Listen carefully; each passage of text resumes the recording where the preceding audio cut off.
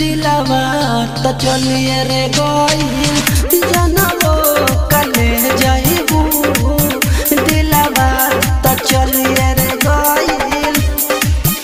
जनवो कले जाइबू। अंकुश recording studio Jadupur बाजार। डीजे अमित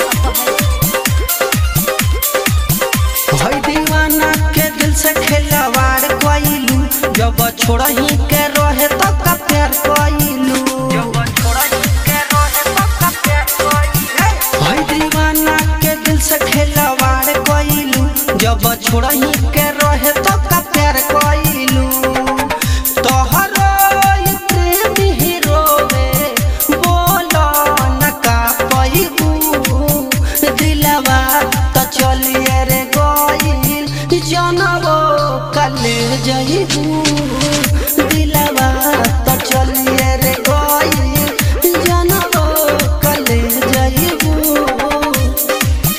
दिलवा तो चलिए रे गइल जनवो कले जाइबू। डीजे अमित धनु धर्मेंद्र के से प्यार न करी सुनो मन हो जिया बेकरार न करी